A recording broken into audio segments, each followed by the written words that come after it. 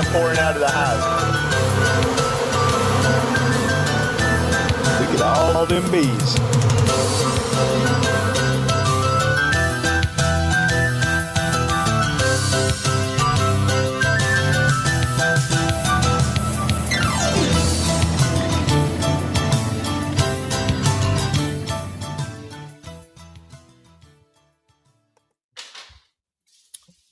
Well, hello, everybody.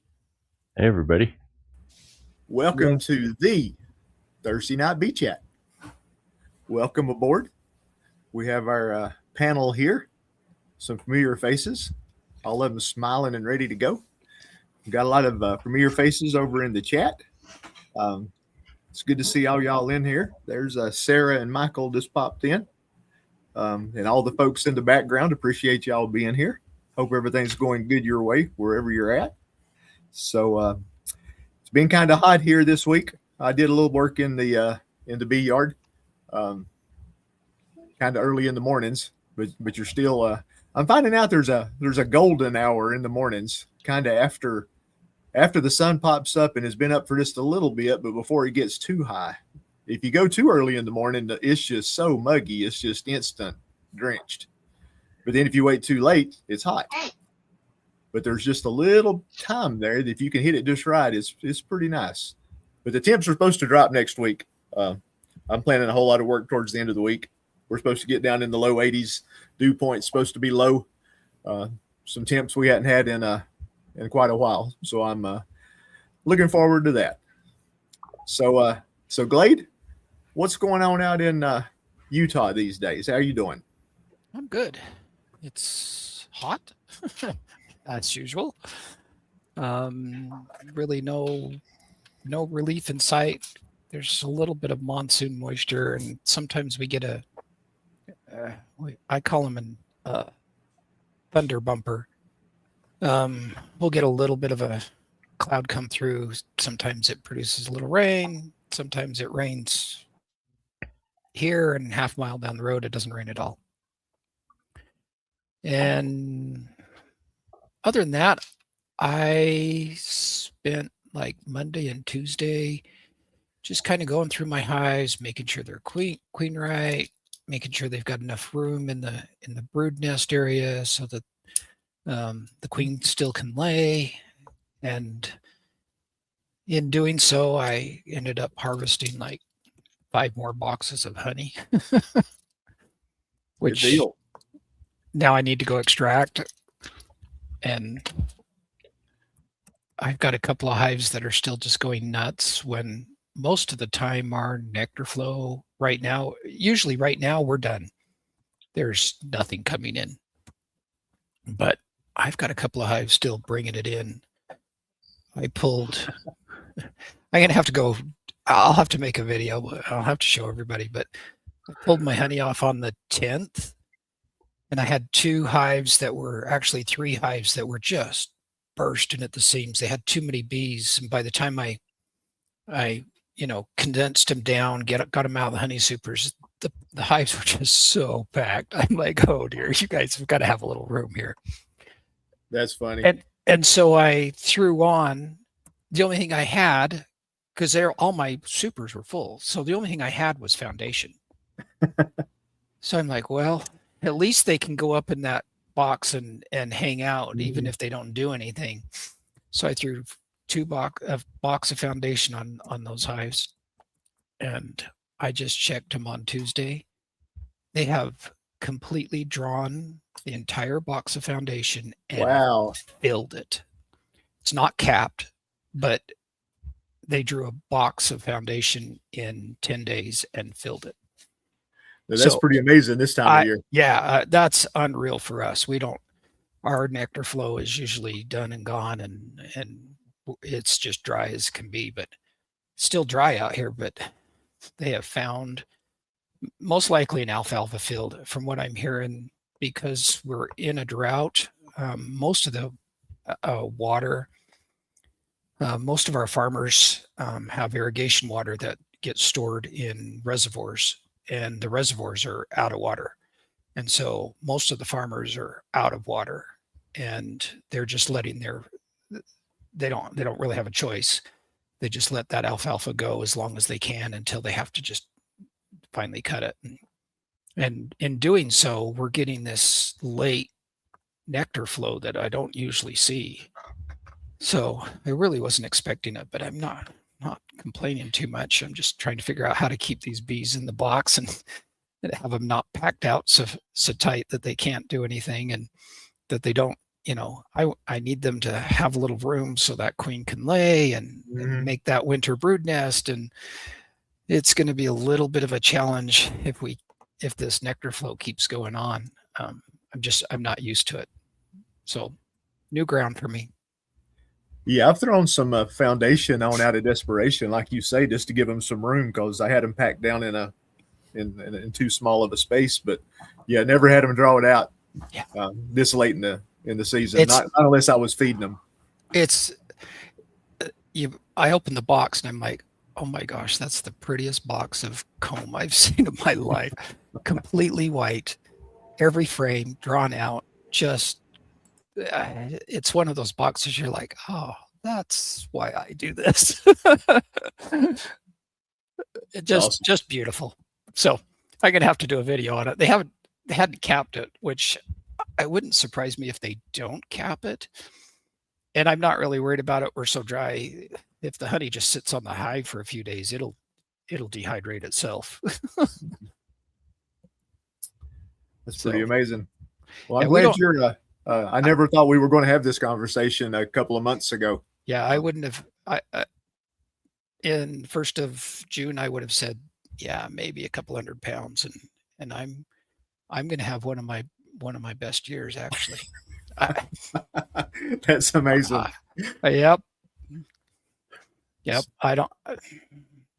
So you want the totally weird to become the normal? Yeah. I don't know.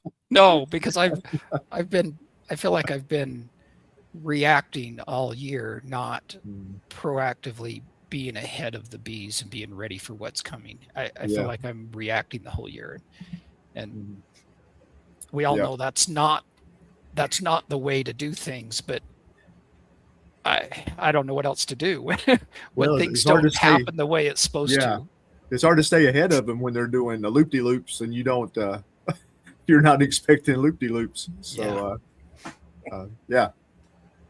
that's a that's a challenge. So it's a good challenge. Yeah. So Clay, what's going on up in Virginia? Well, I actually got in the bees finally today, and today was graduation day. I've got I did 4 supers. I graduated into double deeps from 3 5-frame nukes to double deeps. All of them were they look great, but one, and it just needs to be fed a little bit. I mean, beautiful brood and beautiful cat brood, plenty of honey, still bringing in some nectar. I don't know where they're really getting it from now, because I'm pretty sure the soybeans over with. But we do have, like I say, we have ironweed and all kinds of different, flowers going on. Wing stems starting to bloom. So they're finding a little bit somewhere. They're not real Robbie or anything. So, but I did that, and I graduated some of my nukes, gave them a new box too. And it was so hot though. So hot. I sweated out 4 times. That first time about got me. I was up against the barn.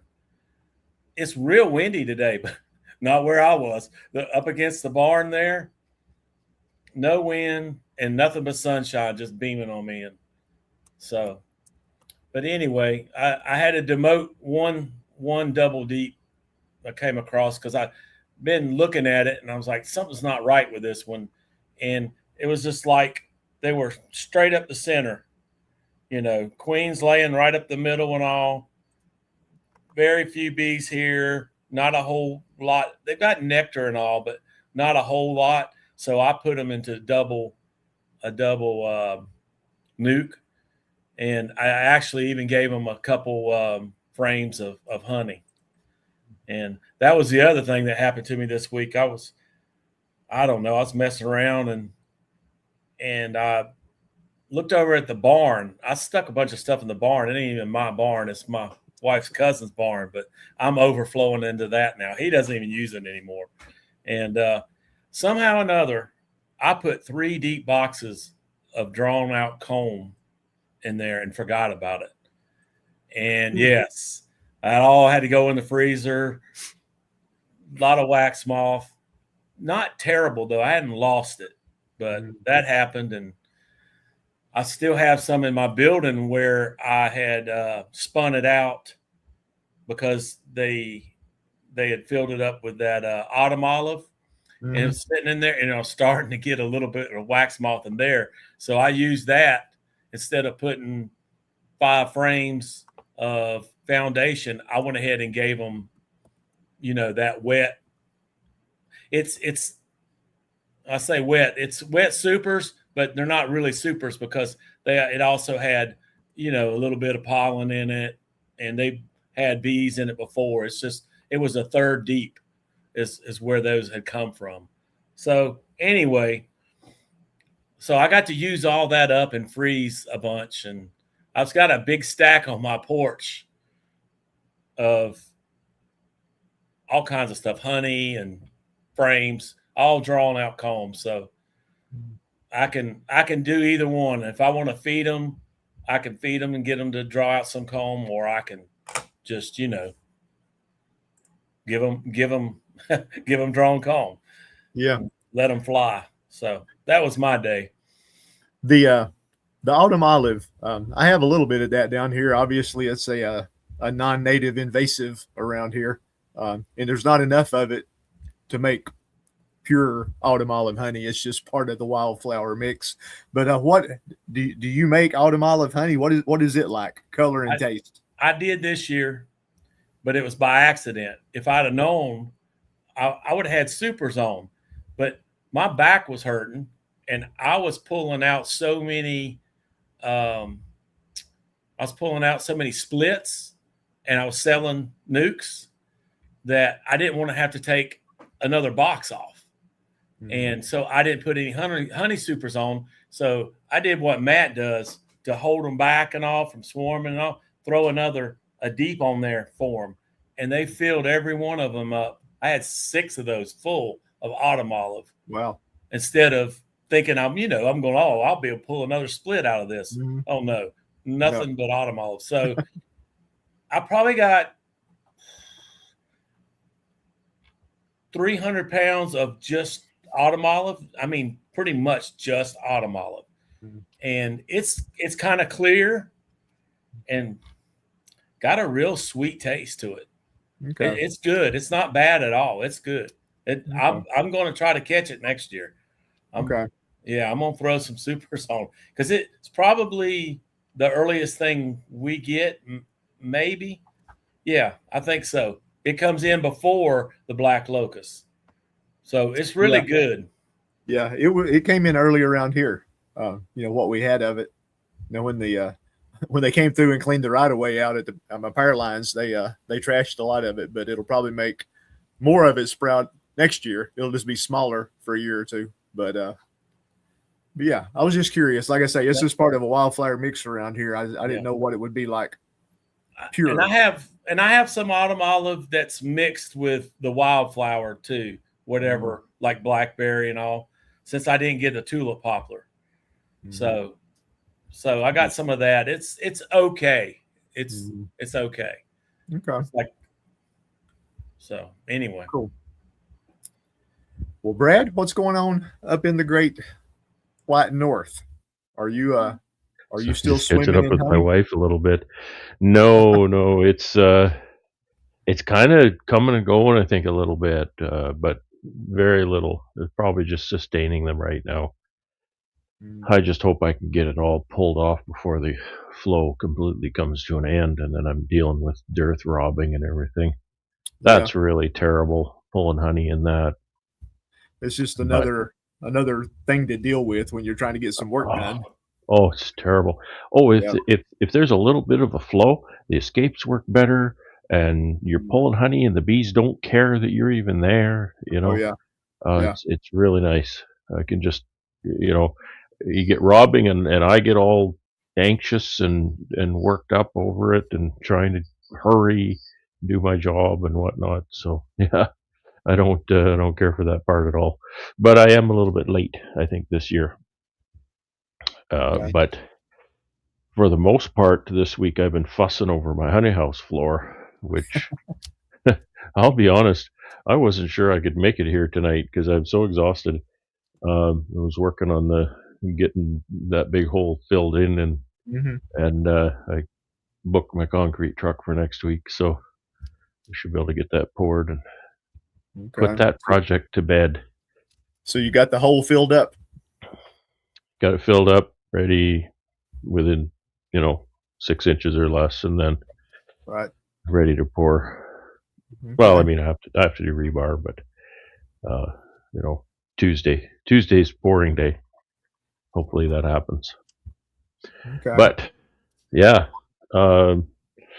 what I've been doing? I've been just fussing over those nukes, trying to get those boosted up and built up for winter. And I was really fussing over those. I was really losing sleep over that whole thing. I raised all these queens, and now I'm worried that they're not going to build up and be able to winter. And so I gathered a bunch of bees and brood, and I went and looked through them, and quite a few of them were actually doing really well. So don't underestimate young queens.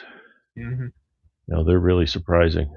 So I'm sorry, the sun is coming through the window right there, so it's kind of looks weird. So I worked at that on the weekend, and then I actually went out, dressed my out yard yesterday, and boy, I cut the grass out there with my electric string trimmer. I got beat up like big time. I think y'all would have really enjoyed to see that. The guy who wears shorts in the bee yard. Oh, that didn't work out for you? I got my apitherapy for the month that day. You won't ache or anything. All those joints will feel great after that, right? Yeah, it's maybe a good thing because now working in the honey house, it's a bit strenuous, so maybe it works out. Irons out the wrinkles. I had what's that? I said it irons out the wrinkles. Yeah, I got plenty.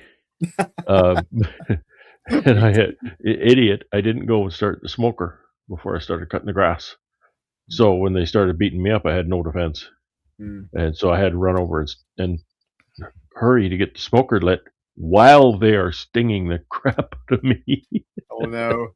And so it's just priorities, right? It's kind of like I can kind of deal with the bees that are stinging me, or I can get this smoker going, which was the most important thing. So Brad, I got that going. Yes, Brad, sir. How long have you been doing this? I'm a bit of a slow learner. I do it too, but I've only been doing this 5 years. So you just don't ever know. I mean, I mowed around my hives today. Now I just did across in front of them. I didn't go between all of them with the riding mower, and I had on the shorts and a t-shirt and nothing. Yeah. I was just wide open and just zipped past them several times and no problem at all. But then sometimes I don't think I've ever had it that bad. Yeah, I don't think I've ever had that severe of a reaction from them ever, because I do it all the time. This little yard I have here, I just take my string trimmer, and I just takes me 10 or 15 minutes. I'll cut the whole thing, and I got to this set. I was just cutting right here and beside this set here, and they did not enjoy that at all. They took that very seriously, and they let me know. So, yeah. I did a little weed eating. We call it weed eating down the south, but yeah. Because the first string trimmer was called a weed eater, the brand name Weed Eater, and yes, that's why. But anyway, I've never had them do what they did. I was on the back side of the hive, and they came out and came around and started attacking the head of the weed eater. I've never had them do that Oh before. wow! So Oh wow! that was late in the evening, though. So maybe I shouldn't do it in the evening. Maybe middle day. Yeah. At home, I'll ride my tractor. I'll ride my tractor around the yard without even a veil. Go between all the hives. Oh yeah. No issue at all. But boy, they did not appreciate that yesterday. Yeah. So That's the thing. You just don't know. I chance it too. I do. I'll ride in the front, behind, as long as I don't mess up and shoot grass toward them. Right. Yeah, That you really gets hate that. stirred up. If Yeah, you always don't blow do away from that. Yeah. But it's I want to call it stupid because I mean I can't outrun them, on the lawnmower. So I'll tell you what does work though when you need to get away. Of course, you all know at my home yard I have that old camper that I use, have my stuff in and whatnot. And if you go in there, they leave you alone. They don't follow you in there okay. because it's dark. I think it's darker, whatever. I used to have an area just with some trees, and if they took after me, I could just duck between the trees on the other side, and they would follow me. It was kind of strange, just that much. Yep. But so anyway, now it's just I've got Formic Pro on my hives now, and that'll come off. Oh, I don't know, mid to late next week when I set my escape. So I'll pick up the honey again, take the Formic Pro off. Excuse me, I'm drinking carbonated water, so set my escapes, and then, of course, a couple of days later, go and abscond with the honey, and then the game is on. That starts the clock for me. I know the first year, my first couple of years, Ian was always kind of shaking his finger at me. Why are you running doubles? Why are you running doubles? And so I ran singles. The first year I ran singles. I didn't get the feed on them early enough, and that's what doubles does for you. Is it gives you that little bit of slack, that little bit of play. Singles, you don't have any. There's maybe one frame in there or something. But so as soon as I pull that honey, I've got to make sure I have my pails ready, get them on there. Usually I'm okay with the next day, but. So what are you looking at as far as your first, the first frost where you're at? It's highly variable. It can be early September. Wow. It can be early October. Okay. But in that range, and then sometimes October. One thing I've noticed, they talk about climate change and everything, and I honestly don't buy into a lot of it, but I know things. There's no normals. There's only averages, right? That's what I always say. I'm trying to stay out of the sun here. I'm going to fall over. You're listing. But one thing I've noticed is, when I was growing up and through the 80s and 90s and whatnot, we would invariably in October get this wonderful thing that they always called Indian summer. And I don't know. I guess you're familiar with that. We have that. Yep. So we would get a week, 10 days of beautifully warm weather in October. I don't really notice that so much anymore, or at least I haven't noticed it in, the past number of years. So maybe it'll still happen, but I mean, last year it was Indian summer till mid to late November. Here, we didn't get any, Christmas really snuck up on everybody last year because we didn't get anything that looked like winter until early December. October literally lasted 2 months last year. We didn't get a November, weather-wise. So, Just one of those kind of weird things. But again, just like beekeeping, there's no 2 years are alike. Yeah. But But playing the averages, you've really so you're going to be pulling honey off pretty much towards the end of August. So yeah, you've really got 1 month to get a whole lot of stuff accomplished yeah, to make Yeah. sure you're ready. it's deceiving too. When I put that first, I'll put two. My feed pails are 2.5 gallons, and 12 liters for the Canadians. So the 2.5 gallons, and I'll put 5 gallons of feed on the singles. And so it's really deceiving because I'll put that first 2.5 gallon pail on there, and I'll go and get it in a week. Usually for about 5 days it's empty. 2 to 1, of course. And then I'll get that changed. And often I'm kind of slack, because now I'm still looking at the 8th or 10th of September, and I'm thinking, this is easy. And so maybe I'll get the second pail on the 10th or maybe a little bit later. It takes them at least a month to go through the second one. Wow. Big So difference. it has to do with that they're filling that box. So they have to fill it and dry it and cure it to concentrate it, to have space to put more. And the weather starts to cool down, so they can't dry it as easily, and they're less active and whatnot. So it's really deceiving and so easy to get behind on your feeding schedule. It was years in my beekeeping until I actually started to do that on time and get my feeding done. But nowadays, it's the last number of years it's been okay, but I have to get it done. I have to get her. You don't feel like it, because it's beautiful weather. Early September, it's beautiful weather. It's warm. Nah, winter is a long ways off. No, it's not, Yeah. because Gotta you're be doing prepared for it. It might not extracting, be. your harvest, you're extracting, you're treating, right, and all the other work. Plus, I got to take care of the whole business side, store deliveries and stuff like that. So it's really easy to skip. I guess that's all that's going around here. Okay. Now the big hole in your floor, that was where you were running water out to the building. Yeah, well, two things. I put an underground water line, from the house Mhm. to the honey house. I had a water line before, but I'd run it across the ground, and so it's across the driveway, so I had to deal with that.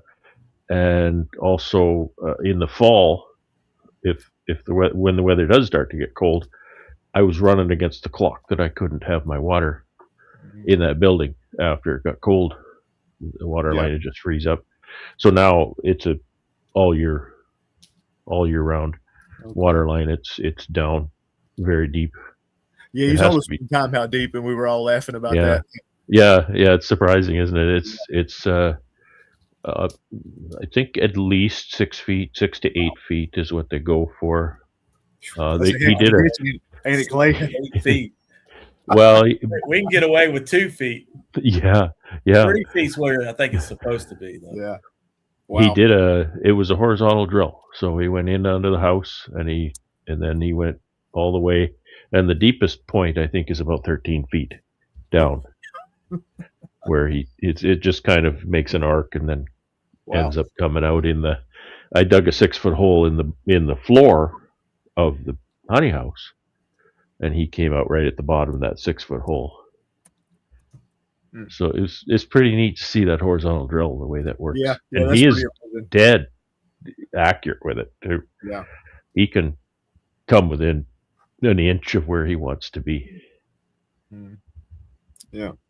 So then the other thing was a sump basin in the building, just to take care of the groundwater, and also floor runoff, because the floor kind of slopes to that corner, so it just kind of goes over there. Yeah. And now I can pump that out. So it's going to be very nice. That's going to be very handy. But it better be, because holy cow. It probably wasn't cheap. It's costing me quite a bit. And actually not as much as you might think, but it's still, I don't know, going to end up being $1,500 to $2,000. And just a boatload of work in a really bad season. Oh, that's worse. To do this, Yeah. bumping up against harvest. And I'm asking I was gonna have the concrete people on the phone. I said, so how long after I pour it can I put a little bit, I'm talking just, I'm saying not a car or anything, but how long before I can put a few 100 pounds on that? And she says, oh, you better wait a couple weeks. I think a couple of weeks. Maybe 2 or 3 days.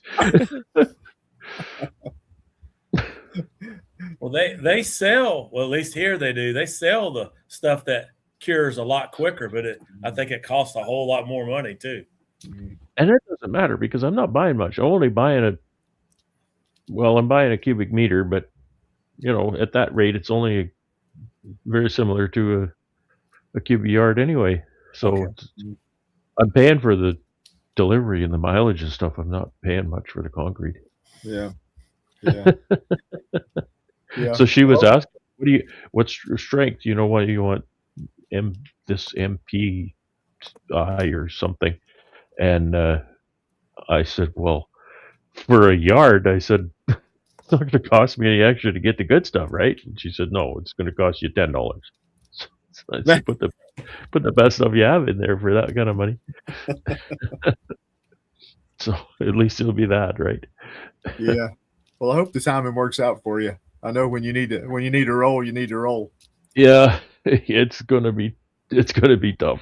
But you don't want your bees to end up in the basement. Yeah, no, not at all. But it sure would be nice to have that service in there. Yeah. Yeah. Okay. Well, good deal.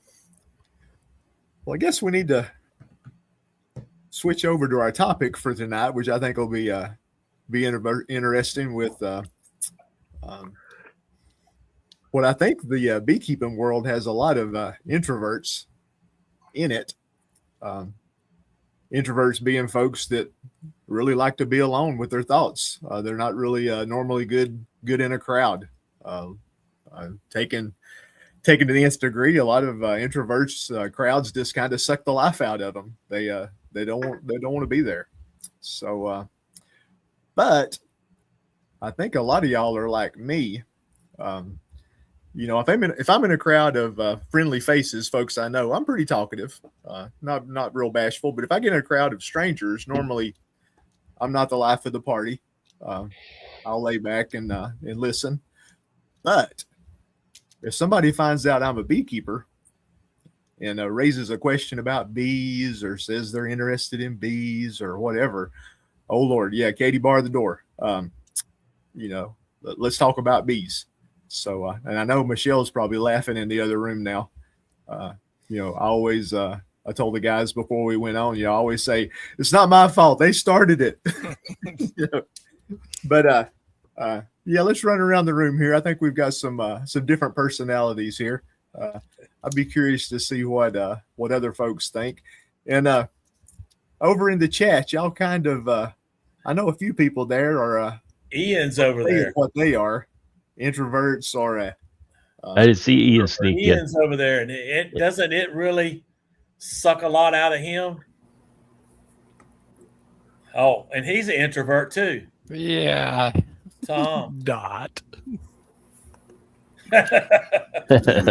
Introverted extroverts. I like that. I like that. Hey Tom, how you doing? Hello, gentlemen. How are you guys tonight? Doing good. Yeah, you're another one I thought of when I thought of this topic. When the word introvert came up, the first person I thought of that wasn't that is good old Clay over here. Introvert is probably not what he is, and I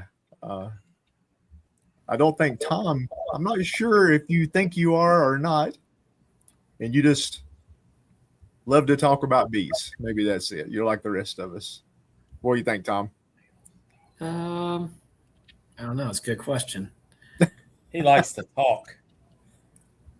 Yeah. It just depends, really. I It mean, depends on what you're talking about, right? I mean, it does. I mean, yeah. If it's an area that I feel like I'm well versed, sure. If not, then I usually just hang back, So If I may, I've noticed Tom takes a little while to get momentum.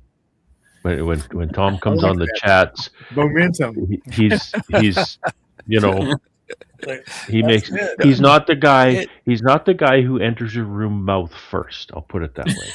He just kind of arrives and says, "Good evening, everyone." I don't think it's Right? momentum. I think it's just building until it finally comes out. It's the one of those things effervescence. where you have to strike up something I have an interest in, Yeah. It's until somebody comes but along and yeah, just but pops that balloon, and then it's all. And that's what I'm saying. I Okay. mean, I'm trying to be, in all respect here. It No. is once there's a topic that Tom has some input on, then definitely, he certainly has a lot to say about it. Generally, Yeah. and we enjoy that. That's And what it's I all try about. I try not to be too opinionated, and if I get that way, please tell me, because I'm not a person who I don't think you're opinionated.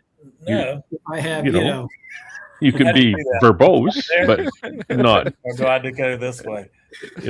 But I've noticed that you don't burst on the scene and dominate the conversation immediately, kind of thing. Just, hey, everybody, aren't you lucky I'm here, kind of thing. right. It's respectful. But he has a lot of Pretty concerned. information to share. There you go. That's what I like about Tom and Melissa and Brad and Keith and Glade. I've learned some things from Glade watching his videos. So We learn from everybody. Whether you don't like to talk or whatever, but when you do, man, you just never know who you're helping. So a lot of times that's me. So well, I try to offer my appreciate experiences, and for what it's worth, I always tell people, I'm like, if this is helpful for you, use it. If it's not, let it go in one ear and go out the other. I'm going to sleep the same. I really am. But I do genuinely want to help people. I mean, unless they're being, not so nice to me, then I tend to just kind of meander away, But I genuinely want to help people, and I think that I'm going to go out on a limb here and say I think most beekeepers are a special breed of people, and I mean that with a lot of respect. I think that they're very salt of the earth people, and those are the people that I like. I don't care if you have $5 in the bank and live in a cardboard box, or you have a $8 million mansion. It really makes no difference to me. If you're a kind person and you can hold an intelligent conversation, I'm right there with you. Because most of the time, if you ask Melissa, my conversations may not be on the intelligent side. So I need somebody to step up for me, and I can kind of ride the coattails out, That's key. That's key for me. Don't be a jerk, right? Right. That's right. Do unto That's others. all I right? ask. That's all I ask. But I think it comes through, when you're explaining something, and I think it does with a lot of us, that we genuinely want to help. Yes. And you do things differently, but I don't do things the way you do, but I learn, he does it because of this, something that some circumstance that doesn't really apply to me. Sure. If I had that circumstance, I'd probably do the same thing, or I'd probably go to Tom and say, Tom, how do you do this? Because but that doesn't apply to me all the time. And I think that's where, those of us that have been doing beekeeping for a number of years have learned there's more than one way to keep bees. Yes, the biology is the same. The general premise is the same, but if I do what Keith is doing with his bees, I'm going to kill my bees. But what Keith is doing is the right thing for his circumstances. If I do what Brad's doing with his bees, I'm going to kill my bees, but not because it's wrong, but because there's different circumstances. And we all Most get of asked those questions, and we all go, well, it depends. That's right. and those of us that have been keeping bees for a few years have learned, oh, I have all these variables that have to kind of take into consideration in order for us to really apply the right mode of action, or That's right. And the thing, Glade, about that I find so interesting is that I gain so much information about my bees through that, because I only see my bees through the lens of my environment, my climate, my management style, and so talking to everyone else in many different climates, many different management styles, I get to learn about my bees, because I don't have to do the experiments. Like, I don't have to run all mediums like Keith does to find out what that's like. All I have to do is talk to Keith, right? I don't need to run bees in a hot climate to know what that's like. I just have to talk to some of my beekeeper friends in hot climates, and so it's the same bees, right? So I get to learn about my bees, and so then if I come into situations and I'm thinking, yeah, so and so in such and such a place, they deal with this kind of a climate. I may have some crazy weather system come by, and it ends up being 100. What was it this summer? I said, Keith, it was 105 degrees or something here. Yeah. And I'm thinking, I'm losing my mind, because that's almost unheard of here. But then I think about my friends that are in genuinely hot climates and think, well, their bees make out okay, and I can learn from what they do for my situation. So that's what I really like, is that the diversity teaches me about my bees out of the context of my climate, my management style, etc. Joey said, for Tom, short story long. I was like, when they first started talking about short stories long, I'm like, and nobody's got anything on me on that one. That's me all the way. And I'm sitting back and see, you know me now, but I'm sitting back in the chat, and all I'm doing is this. But I know what it is, though. I'm not around any beekeepers until I get around you guys. Like, I go see Keith there. I get excited. To talk about bees, and that's why I don't know. So short stories long. Somebody asks a question, I give them too much detail. That's my problem. Oh, that's me. That's me. I don't know. I just like what I do. Well, I love what I do. I wasn't loving it today, changing 4 times and all that, but getting to see what I was seeing and how good the bees. I haven't messed with those bees for 3 months that I was in today, and they're doing great without me. So I'd slap some feed on them once in a while, because I'd split them, took splits from them, and build them up a little bit, but I didn't really go back in there and look. So anyway, I just get excited. That's all there is to it. Yeah.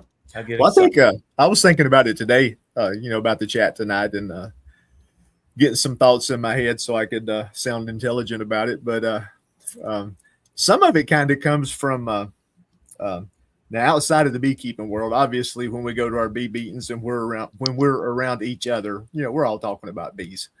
But when we're out in public, go to a restaurant, some gathering, whatever, and folks find out you're a beekeeper, you usually kind of have 2 reactions. Folks are either fascinated or horrified of bees. They think they're amazing little critters, or they're just totally scared of them. But either way, for me, the beekeeper, it kind of gets the same reaction. If they say, "Oh, I've always been fascinated," you're like, oh, really? Here we go. Yeah. But then if on the Now other you've done it. Where have you been all day? but on the other hand, if Where they have you been say, all day? I'm scared to death of bees, you're like, oh, really? Here we go. Either way, you can take it and run with it, And it doesn't even have to be that. I remember it was maybe 3 or 4 years ago. Ian and Sandy and Carol, my wife, and I were out for dinner, and I was sitting across from Ian, and Sandy sitting across from Carol, and of course we were just talking, right? And I think Carol said to Sandy, she kind of leaned over and said to Sandy, "Does it ever stop? Does it ever end?" Referring to Ian and I. And we heard that, and we just kind of started laughing. What are you talking about? We're not doing anything. What's that? Yeah, we just talk bees for hours, and they Like, just does it we're on ever the end? road all the time. Yeah, we're on the road all the time. You know, an hour here, out there. Poor Amy, she's sitting over there with her reading a book or crocheting, and I'm just talking about bees. It's usually talking about bees. What I want to do. What do you think about this? She just sits there. She listens. I look at her sometimes. I say, "How in the world do you stand me?" I'm like, "How do you stand me? I don't think I can handle it." Yeah, it is. It's kind of like in my little description of the chat. We have to be careful because I mentioned in that one about talking about queen pheromones to the terrified person in the grocery store. And then later on, grab a snack. We're going to chat till somebody's eyes glaze over. You have to be careful. People. I'm bad about it at the market if there's not a line or something and I've got time to talk.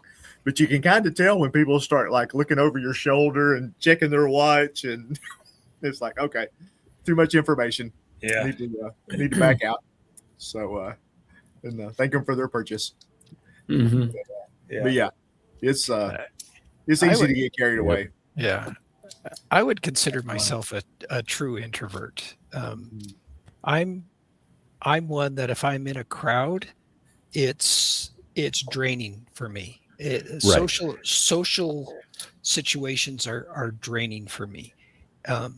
Even going to church is not quite the same for me because I have to keep. I don't know. It's energy out for me, not energy in. But when I get around you guys, or when I get around somebody that wants to talk bees, it's different. It's not that same draining environment. And so I started. Look out! Here comes the train. Look out! Who's got a train? Oh, okay. Clay's got a train. Clay's got the train. Sorry, Clay, I keep cutting you off. No, you're fine. But I honestly started my YouTube channel, just to force myself to get out. I recently retired. I'm home alone all day. My wife's at work, and I'm home alone all day. And I've gone from being around people all day and having that, what I would call an energy drain, going to work, being in meetings. I was a manager and I was in meetings all the time, always planning and just doing and had been for the last 20 years as a manager, and really 25 years, and just having to put myself out there. And I learned to do it, and I'm okay with it. It's not going to kill me, but it's not my favorite place to be. But when I get around you guys and I get around people that want to talk bees, and it's a whole different environment, for me. It's no longer a draining situation. It's a recharge. And Clay over here doesn't understand that, because that doesn't fit his mentality. It doesn't fit the way his personality works. But I wonder if it has something to do with the constant energy it takes to make small talk or something like that. and Um, yeah, because none of this beekeeping stuff that we talk about, none of it is small talk. Like it's all meaningful to us, maybe not to the casual observer, but we don't have to. Oh, what do I talk about now? I'll ask you about the weather, but I can ask you about the weather, but that has depth to it still, because the weather plays a huge impact, a huge role in what our day was like or what our week has been like. I always laugh about beekeepers that get together and they talk about the weather. It's we like, talk well, about what's talk about the blooming weather. and what Yeah, plants. yeah, We yeah, talk about yeah, yeah. But it's meaningful. Like it's not just small talk. It's actually meaningful. So I wonder if that has a component. Yeah, Glaze? I'm a Glaze? true introvert. My Yeah, I think background, my education is accounting. I've been an IT manager and billing manager for 25 years, and numbers and computers don't scare me at all, but people scare me. Yeah. Glade, I did not mean to be laughing while you were talking about that. No, you're fine. I looked over and read what Brian wrote. He wrote, I'll walk up to random people and ask, do you mark your virgins? I got to laughing so hard. I started crying. I'm like, that's it. That's the best one I've heard all year. Yeah, hands behind your back. There you go, Brian. Yeah, that's My right, goodness. Brad. Hands behind your back, sir. I mean, I lost my breath laughing at that one. Yeah, That Brian. would be a good I t-shirt. looked at it the wrong time, Glade. I'm sorry. No, you're fine. I was wondering. I thought your wife was doing something. You were chuckling. at. No. I have to look at my phone to see the chat, and I looked over and saw that one. And well, there's definitely some terminology that can be taken out of context. It's stuff that we always we talk about nukes all the time. It's like That's we right. talk about nukes. I always it say out. I keep thinking that I'm going to get demonetized because I'm talking about nukes on my channel, it's with a and then C, talking not a about K. virgins. Mhm. I'm I talking think about about that same thing, Brad. I think about grabbing the same virgins and putting them in cages.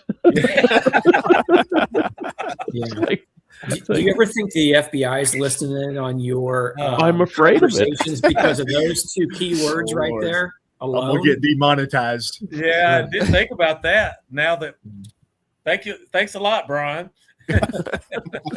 If you elaborate just a little bit and say nucleus colonies or virgin queen bees, now everything becomes okay in the world of non-beekeepers. I am careful about that when I make a video and I want to reference, virgin queens in the title of the video. Make sure I don't go, Just I've leave got- one worded. I've got a dozen virgins now. Make sure honeybee queens. Actually, honeybee queens. There's some clickbait there. Yeah, Okay. make a short out of that, Keith. Yeah. Later on. Yeah. I mean, Brian's an introvert. No, no. Brian No, if has that's what good he's zingers. asking. He is people, killer He is not. on the chats. Okay, I know he's not. He is killer on the chats, though. He jabs you like that, and that one just hit. It took us just a second. I'm like Oh, yeah. one, and like, oh, I lost it. Sometimes Yeah. it takes a second or two, Oh, that made my week. Walk up to random people. That's the That's best right. That- Walk out to Walmart, and like, do But you when, mark Queens? Your But when Queens, your we virgin? are out in the other world amongst the non beekeepers, we are most of the time we would be the what do they call it, the subject matter experts, on whatever it is we're talking about. So At least we at think least we are. at least they think we are. And we think we Well, are. we think we are. You have to ask them first. Are you a beekeeper? Sometimes Oh, I okay. listen to other beekeepers talk to Yeah. somebody, to that person. I'm kind of a fly on the wall, and I'm thinking, "In the world are you telling this person?" Yeah, yeah. Yeah, I'll usually, if I'm talking to a group, the first thing I'll ask is like, "Are there any beekeepers in here?" And usually there's not, so I'm like, "Okay, good. I can say whatever I want to." If there are, you can leave now. Yeah, if there are, just be quiet till it's over, and then we can talk about it. But You think about it though. 5 years ago, I knew nothing about honeybees, nothing. And my daughter got a swarm on her house, and guy in Lynchburg, he his name's Paul Tabor. He captured the swarm and left it at their house and let it be a hive and treated it. I mean, took care of it and everything. And I went over there and I'd watch it and everything. I thought it was cool. I was like, I'd always wanted to have bees, because of the farm here. There's bee equipment, and so they used to have bees. And anyway, I went to babysit one day, and she said, "Oh yeah, Paul's coming over to inspect the bees. So just letting you know that." Oh man, it was so cool. He said, "Yeah, see this bee here?" He said, "It picks up a dead bee and flies off with it." He said, "They call them undertakers and stuff like that." And it drew me in. And within a few days, watching all kinds of YouTube stuff, I found a nuke for sale on Facebook and bought it and didn't have any equipment or anything. So, I show up, and of course the guy's got everything I need, brand new, a few $100s later, plus the bees. Yeah. So yeah, it's just, I don't know. It's just cool how far I've come and how you stumble on people's videos. Like some of the first videos was Ian, Cayman, Fred Dunn, and the other Dunn, not Dunn. Yeah, no, it doesn't matter. I can't think, but it's just cool. It's just neat. Yeah, it's a neat world. Yeah, and if it wasn't for, I guess, for YouTube, we wouldn't all know each other. It's brought this whole little thing together. I guess Cayman can get part of the credit for that. Kind of starting the thing, and then it kind of grew, and it's pretty amazing.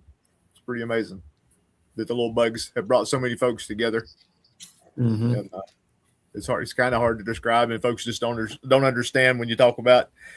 You got a channel about beekeeping, and you do chats, and there's a chat on every night. And at that point, they've done glazed over. They don't know. They don't have any idea what you're talking about.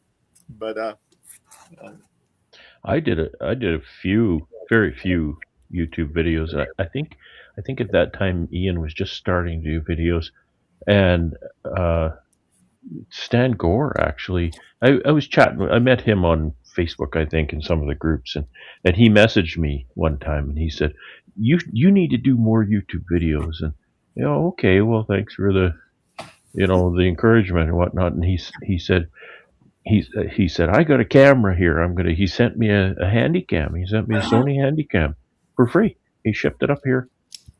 So I used that for years to make my YouTube videos. So you can blame Stan Gore for me bothering you every Saturday morning.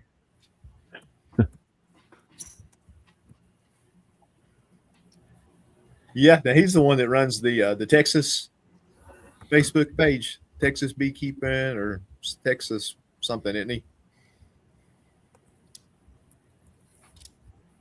Yeah, Mr. Ed was another one, and JP,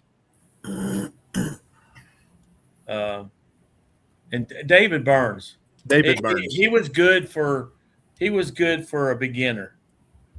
I learned a lot because that's basically what he does is teaches beginners. He has quite a following. He does well. Oh, yeah. He puts a lot into his channel. David Burns puts a lot into his channel. Oh yeah. And props for that. Daily. Yeah. As well as his educational side of it. Mm-hmm. The classes, online classes. So yeah, that's a lot of work. work. Joey was asking off topic. I said, as well, is this Beekeepers talking about beekeepers talking. So, Oh no, that's kind of an infinite loop, isn't it? yeah, Is it's that kind of like hard to get off topic on that one. a mirror looking at a mirror? We could We're go on chatting about forever. chatting. Break the space-time continuum or something. Ann brings up a good topic there about the AI beekeepers on YouTube. There's several of them. They're getting quite a following, and I don't think people have a clue that they're following a robot. Because the AI, it looks like a real person, and they answer questions and they chat. And they're I hate it. I do too. If you dig deep enough, they admit they're AI if you dig through their description, but you really have to read the whole description to figure that out. And most people don't do that. They think it's a real person. Their words never match their mouths. Yeah. And they're not a real person. They're a combination of what we do. They're adding up what all the hard work that real people do into a robot. So, or an avatar, not a robot. But anyway, that's for another. Another time. But so Tom, do you find yourself when you're out in public and find somebody's interested in bees? Do you wear them out? Do you? It depends. Sometimes depends on my mood, I guess. I mean, don't get me wrong. Glade, when he mentioned that he's kind of an introvert, a full introvert, I'm not really like that. But I do have a social battery that will wear out. And I'll give you, for example, when we are at Nobby, I will roll for hours on end, just pouring my heart out to people. But when my switch shuts off, don't bother me, because I become a little bit of a different person. I mean, in the sense that I'm always kind to people, but when you are done for the evening, you have run out of battery. Everybody needs to recharge that, and I'm the same way. So Glade, I mean, we're not really all that different. I mean, you might be a little bit more conservative in whom you might talk with and things like that, but the same for me. If a conversation feels inviting, I'll open up. If I feel like it's shutting down, then I'll try to close it out and try to read the room a little bit. But I have a social battery too, and that does run out, believe it or not. But I can go all day long, and then when I'm done, I tell Melissa, I'm like, I'm done, and she's like, well, I'm like, you didn't hear me. I said I'm done. Okay. I've heard you say that before. I've heard you say that in Missouri. Yeah. You told Melissa that I'm done, and that's right. When I'm done, I'm done. Yeah, I just all talked out. Cold turkey. Mm-hmm. But y'all do a lot of work there, right? Yeah. Oh yeah. Yeah. I don't mind talking about anybody. I don't. But if they get to where they're, you've got to do it my way or the highway. Yeah, attitude, I love that. I'm done. I'm done. Yeah. I don't need to talk to you if you're in that mode of you're not doing it my way, so you're wrong. As soon as I hit somebody like that, I'm out, and I'm going to cut the conversation short. But if you generally want to have a conversation, and sometimes if you're farmers market, then you're talking to people that don't have any background and just want to learn. I'm okay doing that. That doesn't bother me a bit. Unsolicited advice. Yeah. That strikes me the wrong way almost every time. Yeah. I think that probably hits all of us the wrong way, especially when if you know the source. They've had bees, they've got their first nuke, and they know more than you do. Beekeeper meetings, I don't have a club out here, a group that gets together. I can't get the beekeepers in the area to get together. But at the state level, when I go to the state events, I usually have to just bite my tongue because there's a few that are you have pound the table and you have to do it my way. What is that? Just, get on their pulpit. That's me. Yeah. And That's me. I have a hard time with that. And so I just shut them off. I'm like, okay, I don't need to be in your social circle if you're going to be so closed off about the whole thing. Just like chats and stuff, or people put their opinion into, like today, asked what's the best acylic acid to use and all, and everybody starts putting in their 2 cents. Easy ox. That's easy. Easy ox. That's what I did. I said, because I've used both. And when I started using Easy Ox, here it is, a commercial for Travis and Mike. But when I first started using it, my old machine that, my little Robbie's, it started working good again. The old one, not the compact, but the original, it's different. There's something different about their product. It just burns cleaner for me. That's my opinion. Just like JW says, in my opinion, it works better for me. You can use the crappy stuff if you want, because it is cheaper. But man, I get through my yard so much faster, and it does wonders. So that's my opinion. I understand that some of it has a like a cornstarch anti-caking agent in it, and that's definitely not what you want. Yeah. That'll clog your machine up pretty fast. Yeah. Well, and I'll add to what Clay was just saying. I like to support guys that are supporting the community. And sometimes, much like what Clay was saying, it's like, okay, here goes a commercial. Well, it really is not, because the testimony. Yeah, exactly. I like that much better. It's a testimony, because at the end of the day, there might be some new people in here. There might be people that don't know about their product. If I am talking about a product on here, it's one that I've used, or one that typically I currently use. And I'll tell people my experiences with it. It isn't just about me trying to sell somebody else's product or what have you. I think that these guys, there are a few in the chat right now that actually pour out a lot of effort into the community. Michael with 21st Speed, just for example, I see him right here in the chat. John Boxeagle with JL Apiaries. Both of these guys, I have seen and heard things that they may not even have. They've told me themselves. Other people tell me about how so-and-so sent them this product for no cost or helped them out here or there. Those are really the people, even if the product is a little more expensive, in my opinion, those are the people that we need to be supporting, because without those guys' generosity, if they don't make money, they won't be in business. Yes. So again, this is my opinion. Everybody has the option to choose on their own. I would like to choose to support the guys that are really helping out in this community. And that doesn't just mean that they're giving away free stuff. That's not what I'm talking about. I'm talking about customer support, trying to help you work through a small issue or a problem if there is one, and everything included. You typically can't get on the phone with China and ask them to troubleshoot a problem with their product. Probably going to be a bit of an issue there, So, again, I'm just kind of piggybacking on what Clay said and just taking it a step further. But you know what? Take care of those guys, because they take care of us in the community. Without them, we're going to be left with a bunch of Chinese crap. So thanks, John. Love you too, John. Yep. That's the thing I like about Tom. He speaks so well. I don't know about that. Oh, yes. Yes. I'm just a hack.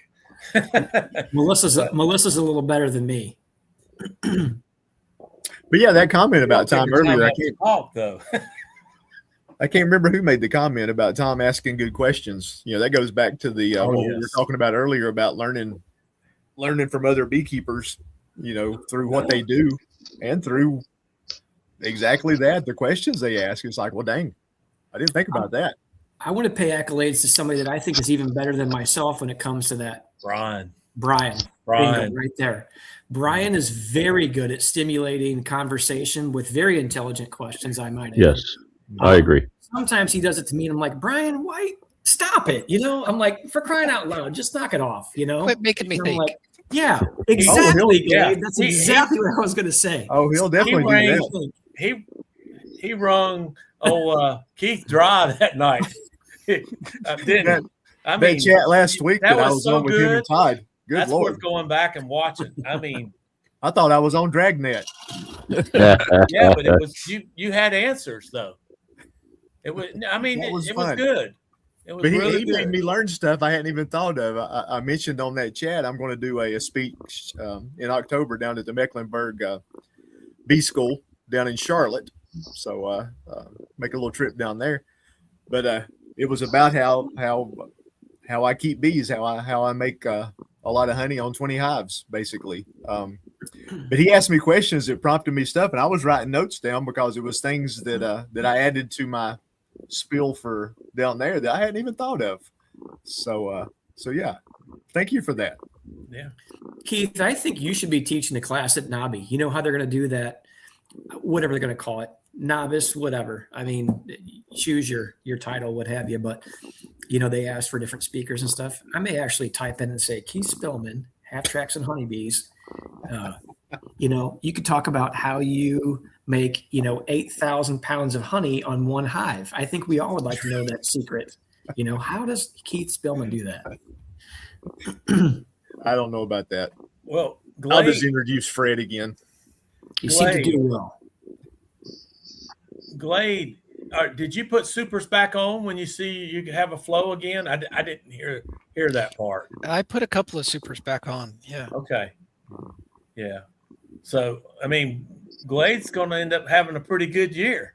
I'm going to have probably one of my better years. Yeah, and I was worrying for you too, because mine was awful. And if I don't go out there and get the rest of this honey that they brought in, I think I probably 200 or 300 more pounds. That'll put me more than last year.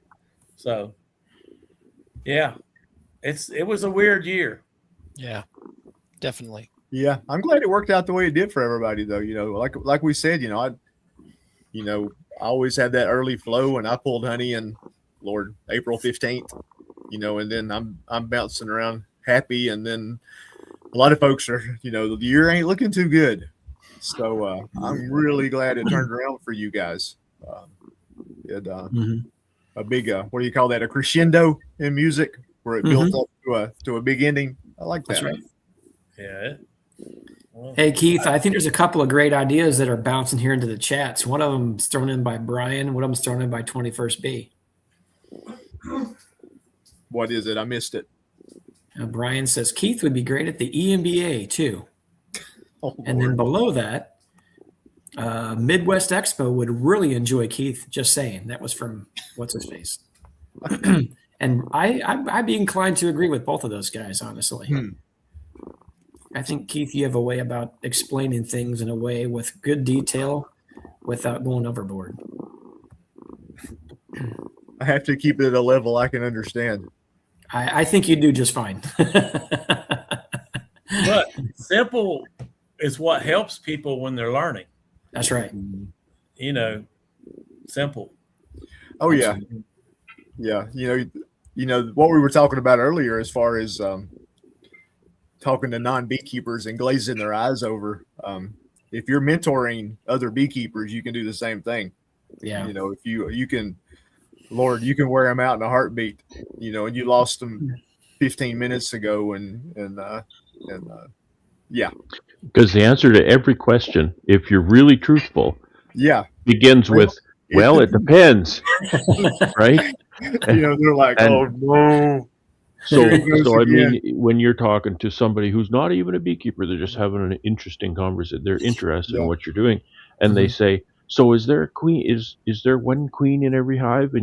And you've got to fight it to say, yes, there's only one queen in a hive, right? You've got to fight it to say that. Yeah. You've got to say, okay, I'm going to say it. There's only one queen in a hive. We all know that it's not always true, but yeah. But yeah, it's so tough though. I mean, I've got. It's not worth it to go there. No value. There's no value. Right. But I have a hard time doing that. You get in trouble either me way. too. Some of the folks that I mentor that are doing really good. A lot of times, I'll tell them, it's getting about time to do X, Y, Z, and they'll they'll message me back. Do I need to pull the supers? Do I need to move an excluder? Blah blah blah. But then your explanation is like, well, if you have this many bees, you need to do this. If you only have 2 boxes of bees, you need to, and It your depends. answer is like 4 miles long, and it's like crap. Yeah. Yeah. All they wanted was a yes or a no. I struggle because deep down inside, I am Sheldon Cooper. Okay, if y'all know what I mean, Yeah. I'm Sheldon Cooper, and I so easily get in the weeds with stuff like that. It's kind of, well, no, that's not the way it is, or it depends, or in this Yeah. situation, and I'll go through the whole thing, Mm-hmm. and I have to catch myself. Okay, stop it, Sheldon. Stop it. You have to turn around and shoot, 20 questions back at them. What about this? Have you checked this? What did you do? Because you're adding up all this stuff. We're like little computers. You got all these inputs that give an output. I need to know all of these things before I can give you the little simple answer. And there's something about my brain that I've noticed right from the beginning of beekeeping. If somebody is explaining to me something, okay, so I had this hive and I took this box and I did this and I went this and I did this and then I did that and I did this and I did this and this. After about the 3rd stage, I am totally lost. I cannot follow that at all. I absolutely cannot follow that. Time and time again, I've tried and concentrated on it. No, it doesn't compute up here. I don't know why. It's just something I can't follow. As an IT manager, I had to learn to dump down my computer explanations into levels that everybody could understand. And my wife has had to remind me, you need to do that with your beekeeping. You need to dumb some of that down when you talk to people a little bit, especially when I go to farmers markets and that. Well, it's the same thing She's you right. had to do. It's the same thing you had to do going to meetings, Glade. I know as a maintenance manager, facility manager, having complex issues when you went into your morning meetings or the meetings with the bosses, you couldn't go into that much detail with them. They needed a 40,000-foot view of what was going on. I'm not going to say dumb it down, but it was kind of dumbing it down so they could understand it. Almost feels like lying. We're waiting to get a new one. It almost feels like lying, doesn't it? Almost Yeah. feels like when you know it's not true. Yeah. But somebody years and years ago, somebody said something to me, and I thought a long time to try and understand it. And he said that education is a continuing declining spiral of deception. So when you first approach any subject, your understanding of it is this huge, circle that is so far away from the center point of exactly how it works. There's so many things that you have to, so many assumptions that you have to take to understand the subject matter that aren't true. Right? Mm-hmm. But you have to work on those assumptions so that you can have a chance to understand the subject matter. And then as you get closer and closer to it, you realize what I thought is not true because I'm learning more details about it. Mm-hmm. I think beekeeping is just prime example of that. Mm-hmm. Yep. You'll never learn it all, right?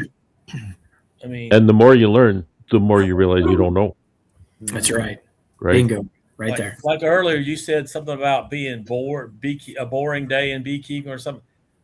There's not too many of those because if you look hard enough, you're going to find something that's going to turn your day upside down, Oh, not yeah. always. We're but all you know what I mean. Bees can change a day just like that. Problem solving. It's constant problem solving. Yes. But problem solving and then the experience then teaches you, bee behavior. Oh, okay, I've got this problem. Well, I know that if I do this, the bees will likely do that. And you have to say likely because one day they're going to decide not to do it that way. But probably this will, be what happens. My bees are not likely to make honey in August. And they have proved me wrong. Oops. Wow. I get dumber by the day every time I go in the bee yard. And then, of course, we've touched on the what's known as the Dunning-Kruger effect, right? In different ways, we all suffer from it, and people we talk to suffer from it too. Yep. And that's always something to take into account. And that's often, the top of that curve is those who have learned that initial spiral of principles, but don't realize that most of them are a lie to help them to understand the concept. They think they know the concept from that, and it's not the case. Yep. Can I ask Tom a question? No. Careful. Hey, I don't know. What time is it? Yeah. How much time you got left? How much time do we got? But, hey, Brad, let me go and get a drink real quick. I'm gonna tune it up, buddy. Is that like buying a vowel or something? Or I think so. It's easy. How do you mix your sugar? That whole truckload of sugar. How do you do it? What'd she say? Melissa said with a spoon. in a pitcher?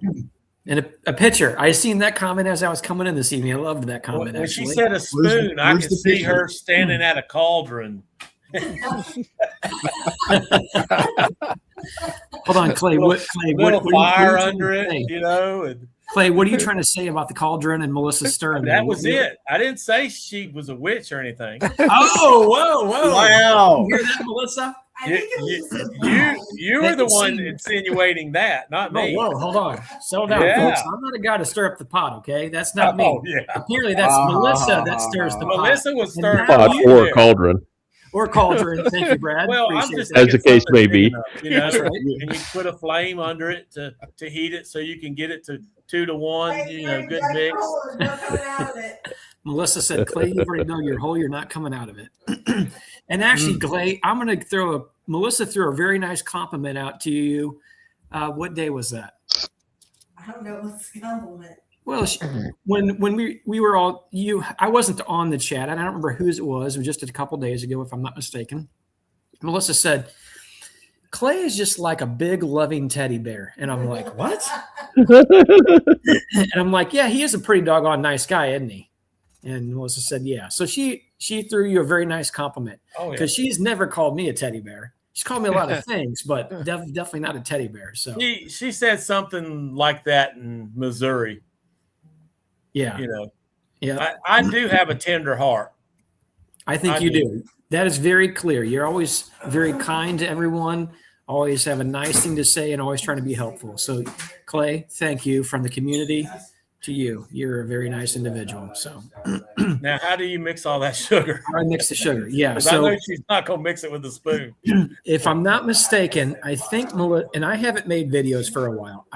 We just don't have time. I would Oh, I love to, but understand. if I do that, I'm taking time away from something else. And Yeah. we already try to do a lot of community outreach here locally and such. But anyway, to answer the question, I believe Melissa put out a YouTube video. It might be a couple years ago. I don't remember. You have to go to our channel and look at it. But it describes and shows that we had made the short of it is I got a 275-gallon tote, with the wire cages around them. They're very, very useful. I bought a food grade tote. And then I also bought a 2-inch trash pump. So there are certain things that I will buy from China. Harbor Freight 2-inch trash pump. Anyway, I bought that and I piped it into it. I made a recirculation, basically 2-inch recirculation tube. And I think that there's a video on there. You might check it out. It'll do a better job of the show and tell than it would be me just explaining it. But that's how we actually mix a lot of it up. Is I loaded I built it all into a large skid. So we loaded on the back of the truck with a skid steer. And then we figure out what the ratio we're mixing at. Typically it's 1-to-1. Occasionally or at the end of the season, we do a 2-to-1 to bulk feed. But so we just put it in there and just start agitating it. And when you get to 2-to-1 on that setup it does take a little bit longer. Like I need to let it agitate and mix for maybe 30 minutes or so. shut it off, and then typically I'll feed that the next day so it dissolves a little bit better. Right. I would add that I have not done this, but I think it would work much better. If you were to add some warm or hot water, it would probably dissolve a little quicker. It does, but that's a lot of hot water. Yes, I'll say that I don't mind working hard, but I'm always trying to figure out a way that I can shortcut something without shortcutting the final product, if that makes sense. So in whatever way that looks like, it's, I just looking for an easier way. If I'm doing something, I'm like, oh my gosh, that took way too long. And then I start thinking, I'm like, how can I make this better? There's got to be an easier way that I can do it in an affordable method. So, yes, a 275 gallon tote with a 2-inch trash pump mounted to a skid with some Wally. I come on here and he starts hanging up. Yeah, I was gonna say, is this me? No, it's definitely Tom. Uh-oh. No, That's all right. am I You back? went Am all- I still You're You back. went all You're back. Wally on us. No, No, he's not Kind all of back. not back. That's He's a little- exactly it sounds exactly the setup I use. A pump. Somebody said I use a and it's I cost use a effective. hand blender in to mix syrup, and I'm thinking, and I use a 6.5 horsepower 3-inch pump. Yeah, It's a little different. I don't ever want to have to mix up that much sugar anyway. It just blew my mind when I saw the truck. I'm like, wow. That was Yeah, a lot it of sugar. gets to be a bit much. Yeah, I You're don't solid, mix Mr. as much Pat. anymore. Is that What did Joey? you- Joey, how you doing? I'm good. Mr. Pat McCaffrey has dry sugar in his truck. He'll fill a jar half full, dry sugar, and pour water in it, shake it, and put it on the lid That's right. on the feeder hole. Yeah. There you go. Yeah, Tom, we lost you there for a little bit. You kind of locked up. Yeah, I know. I hate this internet. We're going to have to make some changes here again. If you're doing 1-to-1, Joey, you can get away with that. But Yeah. if you're trying to get 2-to-1, I've noticed that if I try to use it right away, it'll precipitate onto the screen, and then Yeah. it's not coming out of there at all. Clog it up.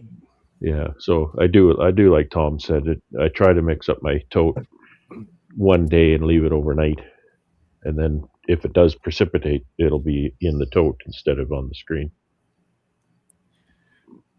Well, Joey, you couldn't stand being an introvert any longer. You wanted to pop on and talk a little bit. Well, first of all, I'm from Southeast Louisiana. I don't know how to spell that word, and I don't know what it means. It means you'd rather be by yourself than in a crowd. How's that? Well, I used to be that way. Till I met Beekeepers. There you go. Yeah, the And- opposite of me, Joey. and to be clear, and this is the Sheldon Cooper in me coming out, that the definition really is that where's your energy? Does being with people take energy from you, or do you get energy from being around people? Like extroverts suck your energy out. Yeah. Extroverts get energy from others. Introverts takes energy to be with people, as Glade was talking about earlier on. Yeah, that's one of the definitions I found when I looked it up, was talking about the energy thing. I didn't know it came from that fella, but And that's what people, when I say to people, for myself, when I say to people, oh yeah, I'm a big introvert, and they say, oh yeah, it couldn't possibly be, yeah, it really doesn't, you can't go by whether or not somebody wants it. There's being a hermit, but you don't have to be a hermit to be an introvert. It's just a matter of, like Tom was saying, you run out of gas, you're done, right? That's what happens. It happens to me too. I was out of gas today. I sat down and ate a couple quick tacos real fast and I channeled the energy. So I'm just the opposite. I kill my my mentor. I drain her every time. Every time I go help her, and really, she follows me now. I mean, she follows my lead now more than her teaching me. She's a master beekeeper, but she's asking me the questions now because I'm too involved in beekeeping, all the time, Well, you heard about this, and haven't you heard about that? Like, you need to go back to school. Yeah, no, that's one thing with these chats and the things that we do. We kind of, I'm not going to say we're on the cutting edge of beekeeping technology, but we kind of are. We hear a lot of information, a lot of the normal folks at the bee meetings, that aren't in all these chats and doing all this stuff. We can bring a lot of stuff to the meetings that they've never heard of, whether it's Naroa or the stuff Cayman's talking about. There's just a lot of stuff that we get in on early on. So that's a good thing. Yeah. But now that you know the definition, Joey, is that are you an introvert? You'd rather be alone in the bee yard, or you'd rather be in a crowd? I have days when I would like to be alone, but most of the time I'd like to be around somebody where I can pick up some new habits, new traits, new things to do, or find out where I'm doing something wrong, or do it easier. Well, do you find yourself talking the ears off of perfect strangers about bees if they show a bit of interest? I do. Well, I was listening to y'all talking about that on the way home. All it takes is for one person to find out that I keep bees, and then they start asking questions. It's on. No matter how interested I was in what conversation was going on at the time, now I'm stuck with this guy talking bees, It's like Pandora's box or something. I get in my little groove. In that box, it's going to happen. Yeah. Your spouse and your kids all just look at you like, oh no. Yeah. Oh, they opened the box. Oh yeah. Yeah. Especially when I'm setting up selling honey. Like, why are there different shades of honey? Like, yeah. I look at Amy and she said, you shouldn't ask that. Oh yeah. I've had people ask me that, and I knew they wanted to retract that, 5 minutes later. You wouldn't believe how many people say, oh, I don't like honey. I was like, have you ever had real honey? I was like, come over here. Let me take some samples, you know? And they walk away buying honey. Yeah. Yeah. My response is, you obviously ain't never had my honey. Yeah. Most of the time they're going to buy it. Yeah. So I can sell anything if I believe in what I'm selling. That's what, like the Easy Ox or the springs that you put on extractors. It worked great for me. I love it. So, or Michael's frames or John's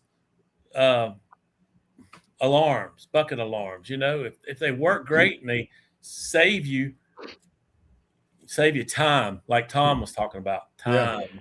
And that's what I like, sharing stuff like that, because it's so frustrating when you go to look for something in the marketplace. You don't know what to get. You need reviews. You need some real life experience. And you don't know. So that's why I like sharing that stuff from Brad, all these people. And Brad, I don't know shared... why it just made me think of it, but you can also get connected with this or see it from a different point of view.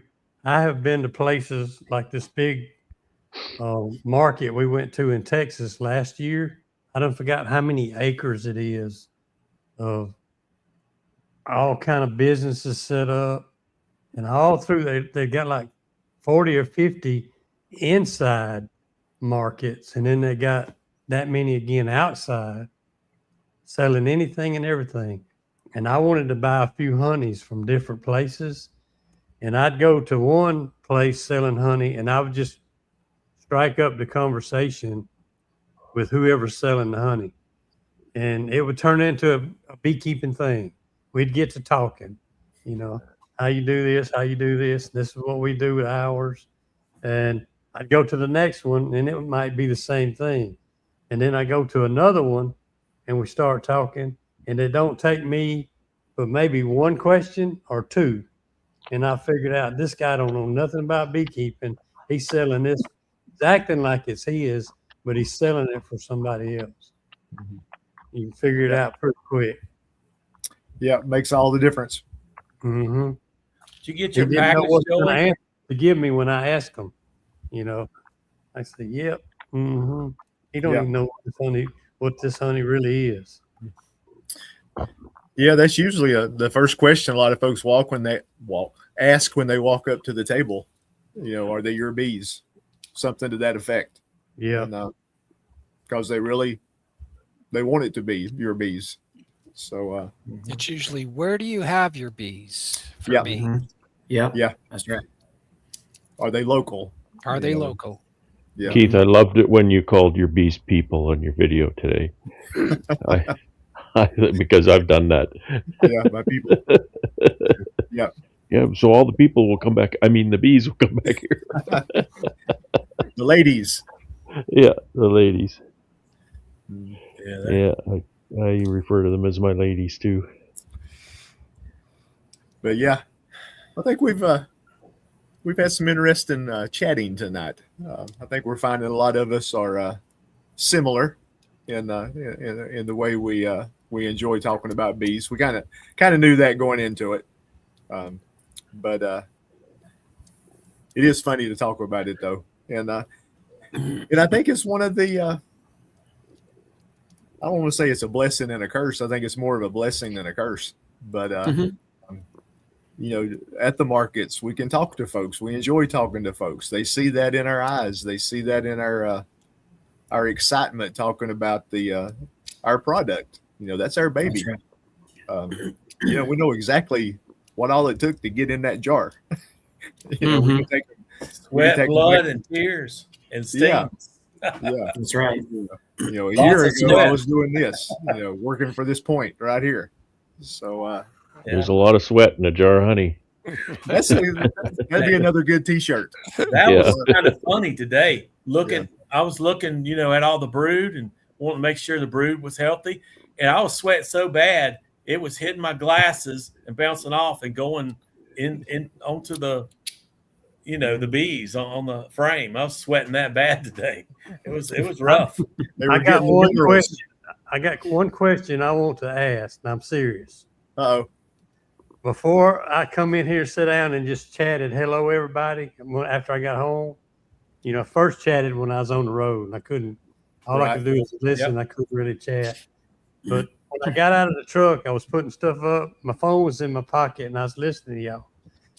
Who was it? What Brian was it that said that he's asking random people when they This one. park their husbands? This Brian. Okay. Flower Street, Brian. That was I Flower am Street. putting that on a T-shirt. You should have seen me, Joey. Wade was being serious and pouring his heart out, and I'm laughing so hard. I'm crying. I mean, tears.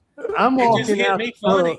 when I heard you say that. I got my big 30-cup coffee pot in my hand, bags hanging on my arms with all the coffee fixings.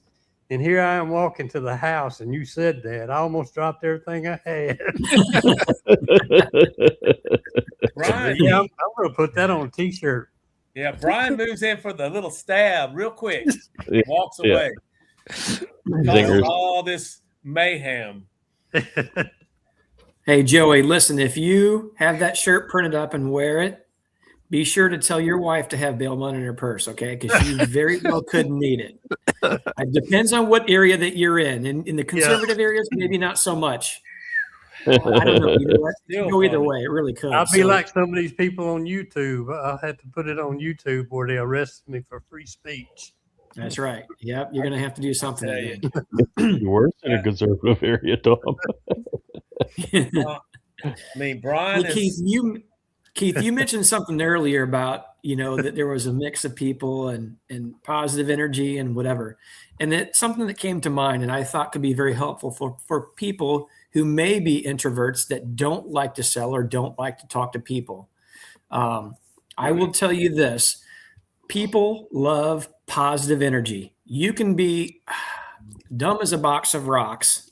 And if you have very good energy about you, people will be attracted to that, and I think the same thing goes for working at a market. If you choose to do sales at a market type setting or what have you, don't be the person that sits there staring at their phone. I've told my boys this all the time. I'm like, they get a percentage. I'm like, if you guys want to sell, you have to engage people, but don't be the used car salesman mentality, approach people just kind of nonchalant, but people love positive energy. So keep that in mind. If you're a person that is hesitant about selling at something like this, I mean, everybody in this chat knows their stuff. You always have you don't have to kill them with all sorts of, knowledge. Like Brad said, don't overshare, but you know what?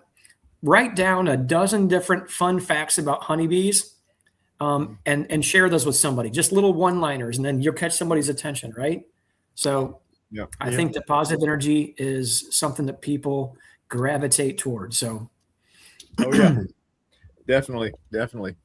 Yeah, they can see it. I mean, if you're proud of your product and, and when you tell, when they're taking a sample and when they get through, you're like, that was pretty good, wasn't it? You're confident in your product, you've got something good. absolutely. And yeah, I like having little tidbits for even the kids, when an adult walks up with some kids, you can tell the kid little tidbits, hand them a honey straw, whatever. Mm-hmm. Little girls love it when you tell them that the girl bees rule the beehive. The boy bees are just lazy and don't do anything. That's right. Talking about introverts, it kind of reminds me of my oldest son. And we didn't know this for a long time. Now, he's a pharmacist. He's got a store.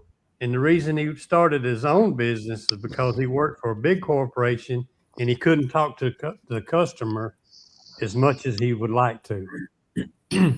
So it's kind of a mixed bag here. But he's got his own store now where he can talk to his customers like he wants to. He's got a place they can go. It's in the open, but it's private, and he can talk to them. Anybody comes in, he can deal with all that. Going camping, he likes the family and people, friends being around. But he never has liked, and we didn't notice till he was grown and gone. He never has really liked family dinners because it was too crowded. I guess because, he's sitting there and everybody talking about different things and nothing was clicking with him.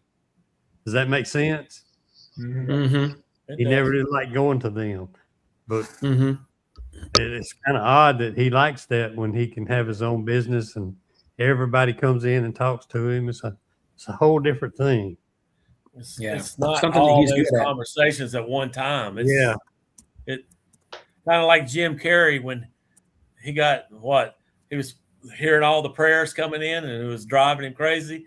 And what is I don't even remember. Bruce Almighty. Yeah. He's about to go crazy. Well, when you get a lot of people, it can mess with your mind. I can see it. Well, I've always had that issue. That might be where he got it from. And I used to hate it. We'd be in the office in the mornings. A lot of us would get in early and get our work orders all signed and everything. And they would be, say, 6 of us in the room. And there'd be a conversation going on. And all of a sudden, this one knucklehead would turn and talk to another knucklehead about something else. Here you got 4 people talking about one thing and 2 people talking about another one right on each side of you. And now you're trying to hear both conversations. That used to tear me up. Oh, yeah, for sure. I'm good if we jump from one thing to the other and circle back and all that. But come on now. Just like tonight, there's somebody in the chat knows what I'm talking about. I had to stop the meeting because we had 2 tables going, 2 different conversations. and had to start banging on the table. Hold up. Let's all listen to this table. I hear you, Joey. That is very distracting for me too. The way my mind is wired, it starts pulling me in different directions, and I can't focus on two at the same time because I'm not a woman, you know. So, it's Melissa. I have a good friend. I've already got trouble today. So He must not be in the room. Open mouth, insert foot. Yeah. I've mastered that one. Yeah. I always say put the other one in and try and walk. That's right. Yep. Have you ever seen a frying pan come through the air and that handle flopping around? You don't know what's going to hit you first, the pan or the handle. I'm surprised he's still alive. Probably The the noise it would make. Hey, Tom, do you ever push Melissa's buttons on purpose? I mean, I do it to Amy all the time just to get her riled up, and I'll look at her and just smile. And she'll say, "Quit that with your blue eyes." I was like, "I don't see my blue eyes. I'm just messing with you." Melissa said to me in the truck as we were going, when I'm bored, I make content for myself, right? If I still have that energy left in me, I am making some sort of a whatever. And most of the time, it's not me actively trying to make people mad at me. I'm just trying to get them to interact with me. You know what I mean? Most of the time it ends up going negative, though, for some odd reason. But Melissa said to me today in the truck, she goes, I'm going to start to tally how many times I want to punch you in the face in one day. And I'm like, how dare you? I can't believe she, you know. I don't know if I've done that. Yikes. Just for those of y'all in the chat that don't know me well, my wife and I have been married for a very long time, and we love each other dearly. We would never do anything to hurt each other, you know, not by any stretch of the imagination. But we love to pick on people. That's like that. Even though I'm in the Midwest, that's more that Southern mentality, that Southern tradition, you know. So just how we are. How do you reduce moisture in already extracted honey? You reduce it before you extract it. That's how. Bingo. It's 1,000 times easier to dry it before you extract it. So you test it. You test it before you extract it, and if it's too high, then you dry it. Go watch my last video and learn how. Yeah. In a few short words, create as much surface area as you can, and then dry the air down as dry as you can get it. Preferably below probably 40%. I'd push for 30 to 35%. It'll dry it faster. The drier the air. And I've never had that problem. I have no idea how to do it. Yeah, Glee doesn't have that problem at all. Nature takes care of it for Glee. He's got to add a little water. So I could add 2 cups of water to every 5-gallon bucket and still be under 17% without. That's crazy. Yeah. Somebody had posted on my video the other day that their honey is normally 10. I have never seen anything. Spin it out. You couldn't extract it. Yeah. I was down to 12 last year, but it was so thick. You couldn't. Wow. It took forever to spin out, and I would think so. Yeah. I can imagine the hang time on a drip of honey at 12% is like 30 minutes to 45 minutes. Our privet is kind of hard to spin out, and it's usually around 15.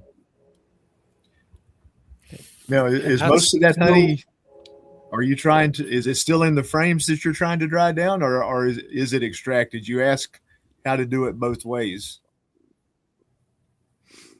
If it's in the frames, it's definitely doable.